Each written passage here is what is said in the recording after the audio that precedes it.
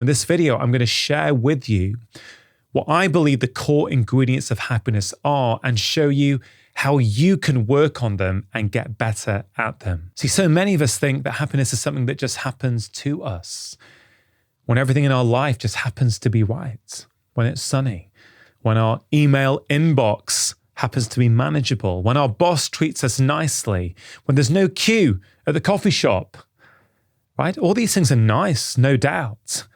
But I don't think they're ultimately what happiness truly is.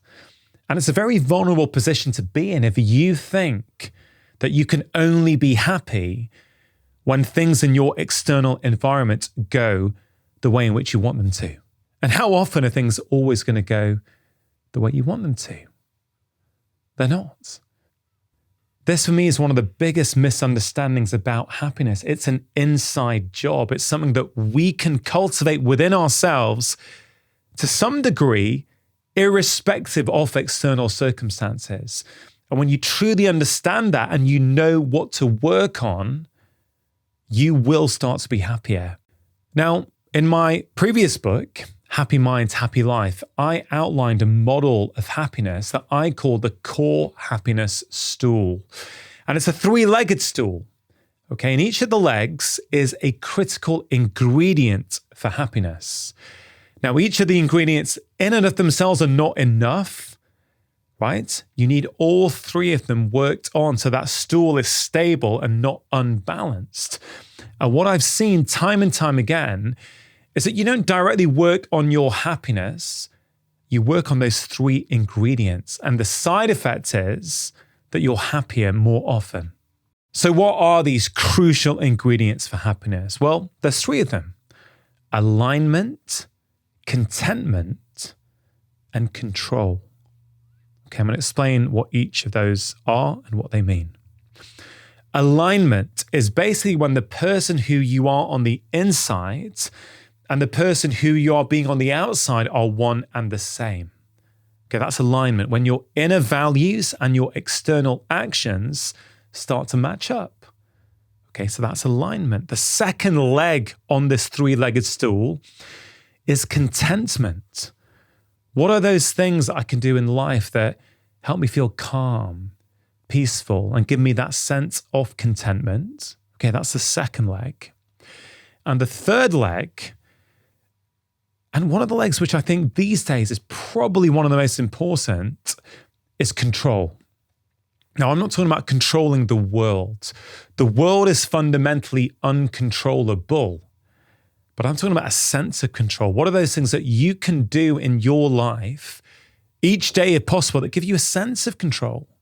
Because we know from the scientific research that people who have a sense of control over their lives, they're healthier, they have better relationships, they earn more money, but they're also happier. So that sense of control is really, really important. So happiness is a skill that we can all get better at if we know what to work on. And so far I mentioned that there are 3 key ingredients: alignment, contentment, and control. Okay, you don't work on happiness. You work on alignment, on contentment, and on control. And in this video, I'm going to share how exactly you can do that. And the side effect, the consequence of working on those 3 things is that you're going to be happier more often. I do it myself, right? And at this stage of my life, I've never felt so good. Genuinely, I feel happy. I feel calm. I have this sense of inner peace that I haven't had before. And it feels absolutely amazing. But I've also shared these tips with so many people and many of my patients over the years, and it's really helped them. And my honest hope is that these tips also help you. Now, I mentioned that term, the core happiness stool. Why did I do that? Well, because I contrast 2 different forms of happiness, right? There's core happiness, C-O-R-E, core happiness, and I contrast that with something called junk happiness. So what's junk happiness? Well, junk happiness are those habits, those behaviors that we can engage with that we think make us happy. It could be chocolate, ice cream, shopping, whatever it might be, okay? And there's nothing inherently wrong with them. The problem is if we engage in them too often and for too long, and we make the big mistake of thinking they're going to bring us that true inner, what I call core happiness, and they're not. Okay, so what is core happiness? Core happiness is the happiness that I think we're all wanting. I think when we think about what it means to live a happy life, we're talking about core happiness, that deep sense of peace and calm and contentment that we can go about the world with, knowing that some days are going to be better than others. Sometimes bad things are going to happen, but that's okay because we've got the tools and resources to handle them. When I say core happiness, I'm not talking about waking up with a smile on your face every day. For me, that's not what happiness is. Right? It really isn't. Happiness is something much deeper than that, something much more long-lasting than that. Let me give you an example. Right, I mentioned those three ingredients: alignment, contentment, and control. Right, alignment is when you are being in the outside world the person who you really are on the inside. Okay, let's take something that many people, most people, maybe all people find distressing: the death of a loved one. Now, I've experienced that. My dad died 11 years ago. I know what that feels like. It was, like I'm sure you can imagine, maybe you've been through it yourself, a really difficult experience, but nonetheless an experience I've learnt a lot from. If we just take that alignment leg off that three-legged stool, alignment is when you are being out there in the world, the person who you really are. So there's a lot of talk these days about something called toxic positivity. Right? So let's say someone close to you has died or is really sick. It's okay to feel bad about that. It's okay to feel upset. That's completely fine. And if you can express that to your friend, if you're lucky enough to have a friend, say, hey, yeah, I'm feeling really bad about things. I really miss that person, whatever it might be. You are working on your core happiness. You're not denying your reality and trying to be something you're not. You're not saying, oh, it's fine, these things happen. No, you're actually at one with your inner feelings and expressing them to the people around you. That's alignment. That's one component of alignment that's really, really important. And this, I think, is one of the big problems with happiness. We've been sold this idea that happiness is waking up with a smile on your face every morning. There are these cultural ideas out there that really get in the way of our ability to actually be happy. I mean, we see that billboard image, don't we, of the good-looking couple with their two beautiful children on the sandy beach with the ocean behind them with the sun just coming down. And we're sold that idea that that's happiness, right? Now, don't get me wrong. If you're able to experience that, I'm sure that is part of a happy life, no question. That sounds like a very pleasant experience. Be with your family on a beach with the sea, with the sun setting behind you. But that's not what real happiness is about. It can be a component of it. But if we think we have to achieve that in order to be happy, we're going to be very disappointed, which is why I feel so many people are struggling these days. They feel lost, they feel empty, they don't have any motivation, and they feel that happiness is out of reach. But it really isn't. Happiness is a skill that you can get better at, no matter where you are in life right now, if you know what to work on, okay? So I spoke there about these cultural ideas of happiness which get in the way. I think one of the big ones for me is we confuse happiness with success. Do you think you've ever confused happiness with success? I mean, this is very, very common.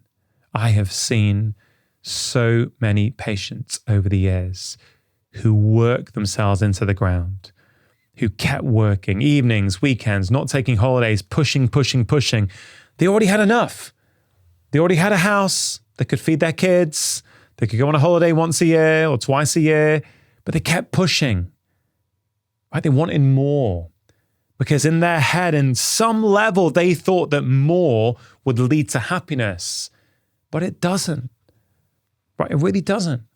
And that's an idea that really messes with our heads and gets in the way of that inner contentment and peace that we all want.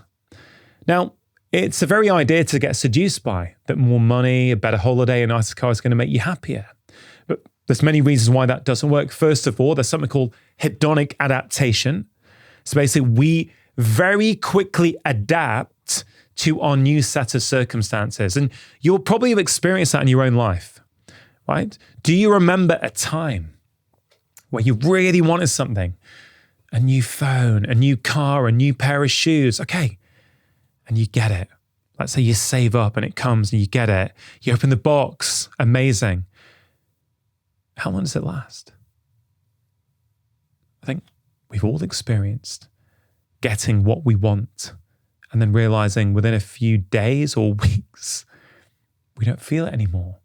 That's hedonic adaptation. We've adapted to our new normal. So that can't be the thing that we rely on to make us happy. See, there's a part of your brain that scientists call the system of desire, and it runs on midbrain dopamine circuits. And basically, it's a relic from, older parts of our evolution when we were in hunter-gatherer tribes, when maybe resources were scarce. And it basically convinces you that you have to compete and get what's yours, right?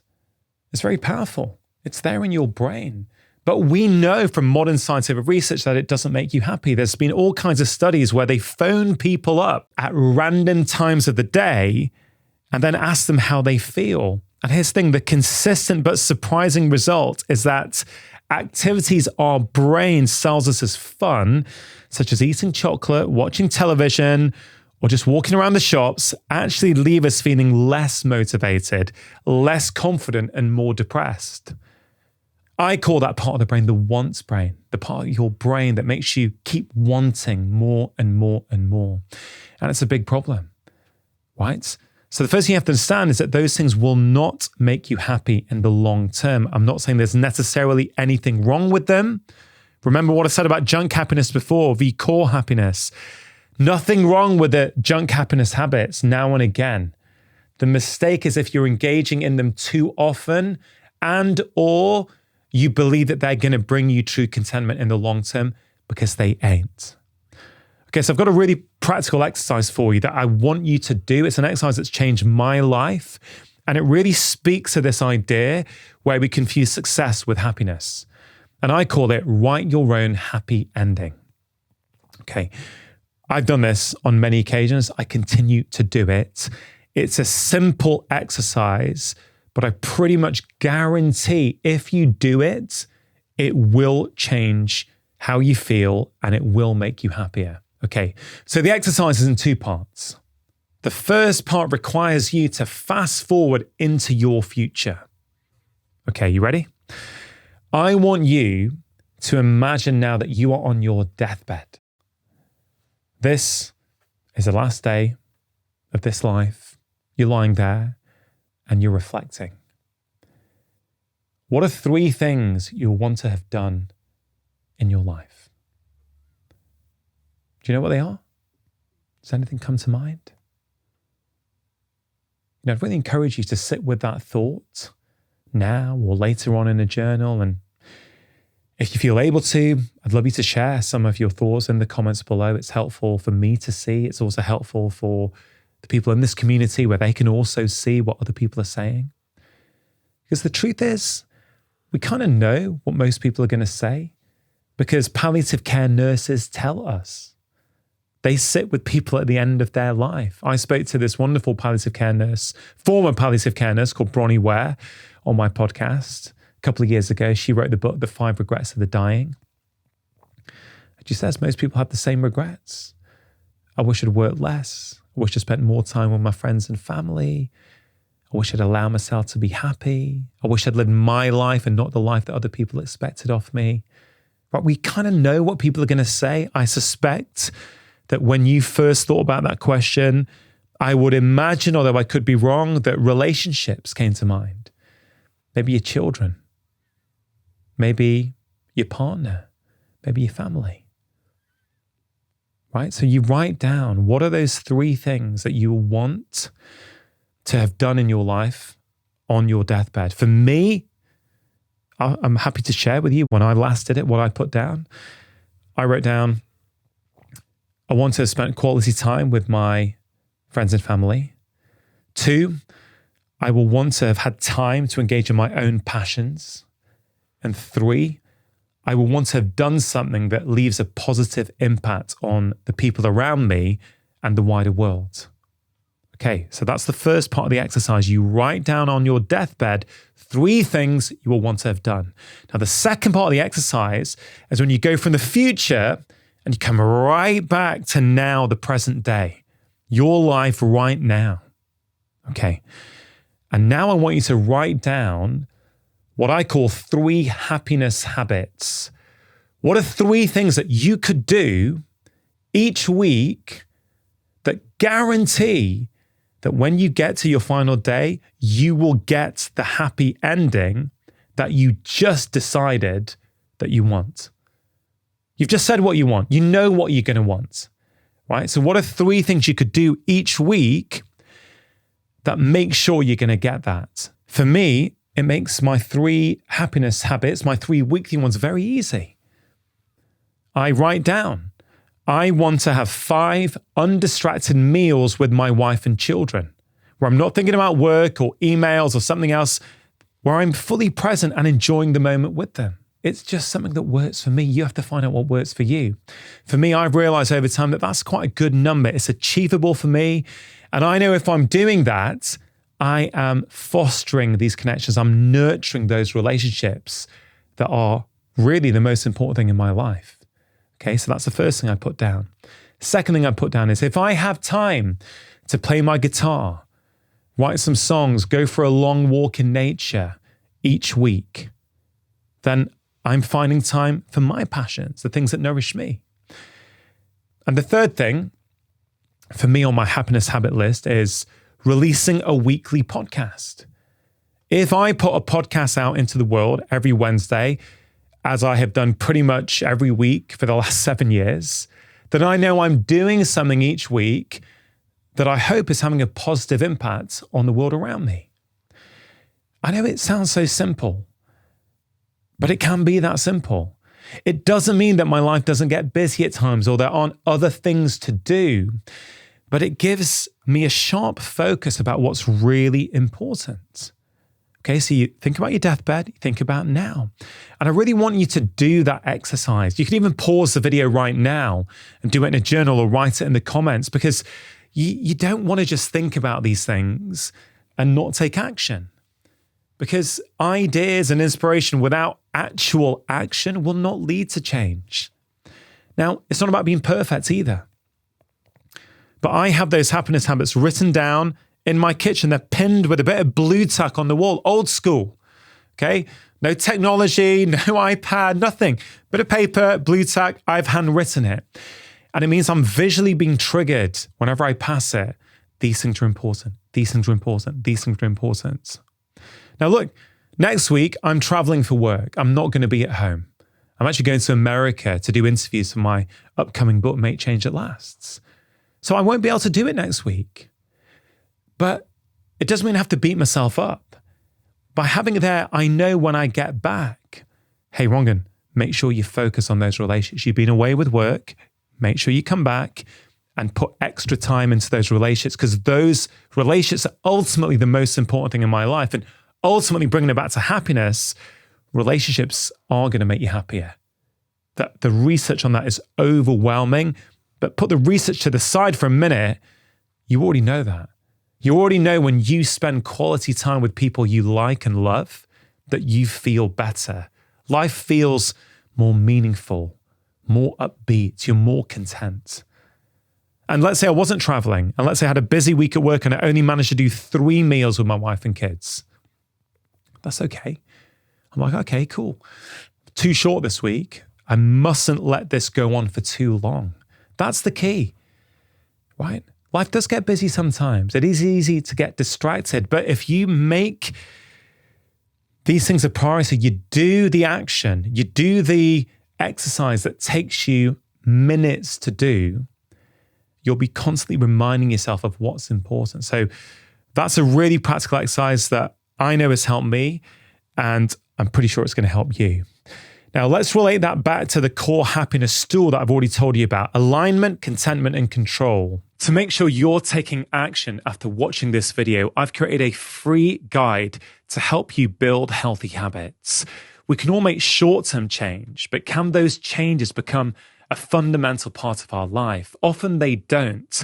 And that's why in this free guide, I share with you the 6 crucial steps you need to take. They're really, really effective. If you want to get hold of that free guide right now, all you have to do is click the link in the description box below. What does that exercise do? Well, actually, it's one of those exercises that does all 3 of those legs. But to make it really clear for you, because look, I've expanded on these ideas a lot in Happy Mind, Happy Life, which you can get all over the world, right? But for the purposes of this video, I want to make things really simple. I want you to be able to take action right now, irrespective of whether you get this book or not, so that you can start to feel happier. And I would say, for the purpose of this video, think about that exercise as helping you with the alignment leg of the stool. Why? Because you're really asking yourself about your values. What is important to you? You know, at the end of your life on your deathbed, that's when you're really going to know what's important to you. When you know that's it, it's over now. Right? That tells you about what do you really value in life. So think about that exercise as helping you with your alignment. Okay, so let's move to another leg of the stool. Remember what I said at the start. Happiness is a skill. It's a skill that everyone can get better at. You can get better at happiness. Just as if you go to a gym and start doing bicep curls and lifting weights, you're going to get stronger. In the same way, if you work at the components of happiness, you're going to get happier. Right? It's no different. And we're not taught about happiness at school or by our parents, or maybe you were, I wasn't. I fell into the cultural trap of confusing success and happiness. Right? I've had many signs of societal success over the past few years. Lots of, success in my career, but it didn't make me happy. It really didn't. In some ways, I feel I had to get that success to realize, if you've got a hole inside yourself, that hole's still there. It's not going to come from external achievements. It's going to come from inner work.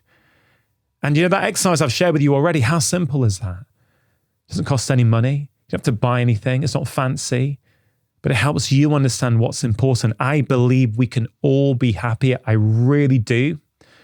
Okay, and I want to share these tools with you. Okay, so let's get onto a different leg of the stool.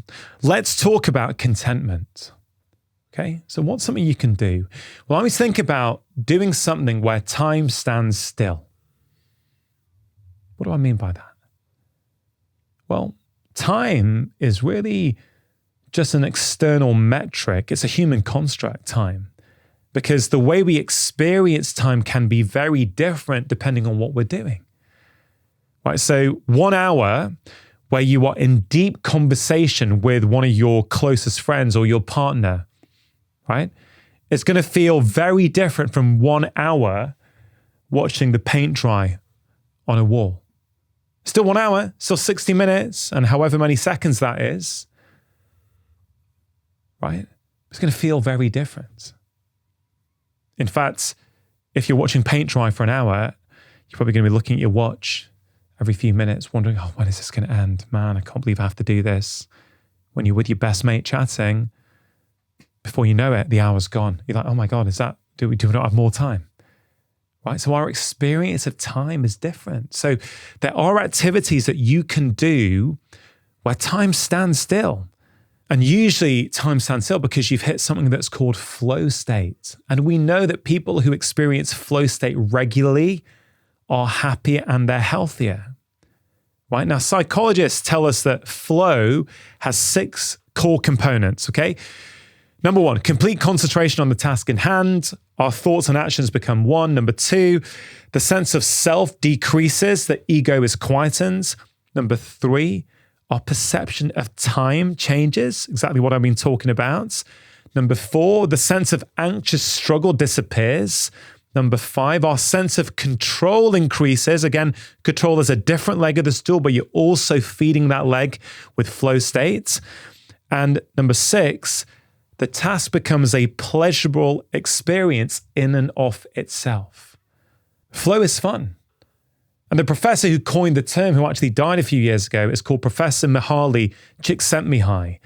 And his research has shown us that the more often people experience flow states, the greater their sense of well-being and life satisfaction. In fact, flow state has been shown to make people up to 500% more productive, 600% more creative, and increase their thinking power so much that it can cut learning times in half. Right? That's incredible. So many benefits to flow state, but let's bring it back to happiness. We're talking about the happiness stool, and I'm saying that if you work on the 3 components of the stool, you're going to be happier more often. I want you to think about the activities that you do or you could do where time stands still, and usually there'll be things that are fun, right? Maybe there were things that you used to do as a kid. For me, there's many that come to mind. The 2 that I think of straight away are playing my guitar. When I'm playing my guitar and singing or writing a song, I'm just lost in the moment, okay? I'm just lost. I'm so present with what I'm doing, and it's nourishing me. The other thing I love to do is, in my house, I've got a little snooker table, and I love playing with my son. Sometimes after a busy day, we'll spend 10, 15 minutes just shooting balls together. Other times the kids are in bed, and I can, for 10 minutes or 15 minutes or 20 minutes, I can just be playing. I find it hypnotic, trying to put different spins on the board, different angles, different bits of backspin or side spin, seeing how the ball comes off the cushion. That engages me. It doesn't mean it's going to engage you, but you will have activities in your life where you can access flow and time stand still. Now, a few little tips for you. You generally want to be doing something that is a little bit challenging, right? If it's really, really easy, you kind of switch off, your mind can wander, you're not fully aligned, right? You're not in the moment. And if it's too hard, then you also switch off because it just feels unattainable. So you want to do something that's a little bit harder than your current skill level. That tends to be where we access flow states. But again, if you want to be happier, you've got to work on that contentment leg. And finding flow state, doing activities that you really enjoy, is one way that you can do that. Now let's move to the other leg, the 3rd leg of the stool, control. Okay, remember what I said. It's not about controlling the world. The world is fundamentally uncontrollable. It's about what we can do that gives us a sense of control. And that's the key difference. What can you do that gives you a sense of control over your life? There's so many things I could talk about here. And I've gone through so many practical things in my book, Happy Mind, Happy Life, which if you're interested, you can take a look at. It's available all over the world. But in terms of this video, I want to share with you something that I think you can apply straight away. I want you to talk to strangers. Now, why do I say that? Okay, we kind of know that humans are social animals, right? We know that. That's who we are. That's one of our superpowers as a species, the way we can get together and work together and cooperate, right? But when we think about connections and relationships, we're often talking about our deep relationships. You know, earlier on in this video, I mentioned family, our partners, our children. Of course, those relationships are very important. But other relationships are important as well with our wider community. There's a network in our brain that scientists say acts as a sociometer. Basically, it's scanning the world around us for threats. Now, the job of the sociometer is to constantly scan our social world. If it detects that you are not securely connected, your self-esteem plummets and your stress response is triggered. Basically, you become anxious and unhappy and at greater risk of becoming physically and mentally unwell. Well, the sociometer is really, really important. So what does that mean for you in your life? Okay. If you're going around town, let's say you order yourself a coffee in your favorite coffee shop and you smile at the barista, say, hey, thanks. That was a great coffee you made me. And they smile back, go, oh, I'm glad you like it. That may seem like something really, really trivial, but it's not. When you go for a walk, if you say good morning to someone or smile at them, say, hey, how you doing? And they say, hey, how you doing back? These things may not be the deepest of connections where you're sharing your life history with someone, but they're actually very, very important. They're a constant signal to your sociometer in your brain that says, hey, the external world around me is safe. I'm not under threat. My life feels in control. Right? That's that third leg of the stool, control. You have to do things that give you a sense of control. Now, we know that people who struggle with happiness, right? People who are, let's say, struggling with depression, one of the things they often do is they stay insular. They stay at home by themselves. They don't want to go out. They don't want to mix with people. But ironically, it's the mixing with other people that's going to actually help them. So I've had many patients over the years like this who I have had to find ways to encourage them to get out. Okay, you're going to work on your laptop at home. Could you go to your local coffee shop and work in that coffee shop and maybe just say hi to a couple of people when you're there? You know, whatever it is that I felt would help that particular patient. But the take home for all of us is that we're all humans, which means we are a social species, which means we need that social connection. And you may recall back in 2020 when many countries around the world were locking down their citizens. At the start, how many times did we see on social media and in the press people go, oh, I'm an introvert. I've been waiting for this moment my entire life. And then a few weeks later, those same people were saying, oh, yeah, I'm an introvert, but I didn't realize how often I, for example, went to my local coffee shop and worked because I'd get a bit of interaction with the world around me. This matters for introverts and extroverts. And there's so much science on this. Professor Nick Epley has done some great studies in the University of Chicago about talking to commuters on trains who you don't know versus not talking to them. In essence, when you talk to strangers on a train on the way to work, you're happier straight afterwards and you're happier for the rest of the day. Absolutely remarkable. And in his research, he's shown that people beforehand think that it's not going to make them happier. Our brains are tricking us, saying, oh, we don't want to be around other people. We do. Again, I'm not talking about deep, meaningful conversations, but those little micro connections are so, so important. Now, I know I mentioned a little bit earlier that arguably control is one of the legs of the core happiness stool that we really need to pay attention to, especially today. Now, look, they're all important. And the reason why I came up with this analogy of a stool is that if you only work on one and not the other two, your stool's going to topple over. It's not going to be balanced, right? So you want all three being worked on. I know I've just mentioned something that's going to help you with that sense of control, which is finding flow state, doing things where time stands still. I just briefly want to mention one more thing, because we're living in a time where many people are worried about the state of the world. Right? The world literally feels out of control for so many people. The economic situation, wars all around the world, conflict, the way people are acting with each other online. You know, it's easy to get caught up in that and feel that actually things are going downhill. The world is uncontrollable.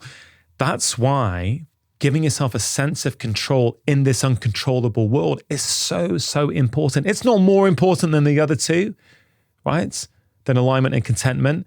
But I really think we need to pay attention to this today, because many of us are being dragged into this sense of not having any control because of how we perceive the world around us.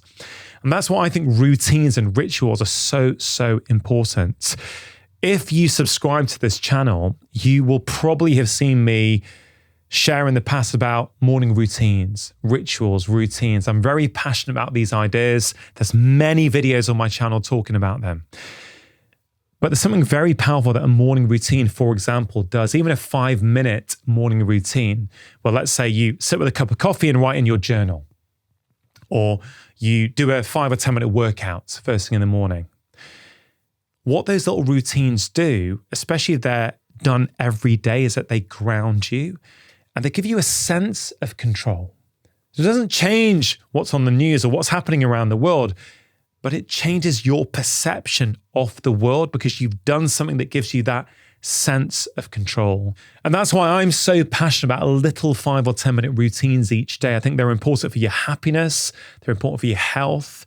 And as I've just mentioned, they really help feed that control leg of the stool, which is so, so important. So remember, happiness is a skill that we can all get better at if we know what to work on. You now know what to work on: alignment, contentment, and control. I've shared with you all kinds of exercises that you can consider doing and introducing into your life. Okay, for alignment, I shared that write your own happy ending exercise.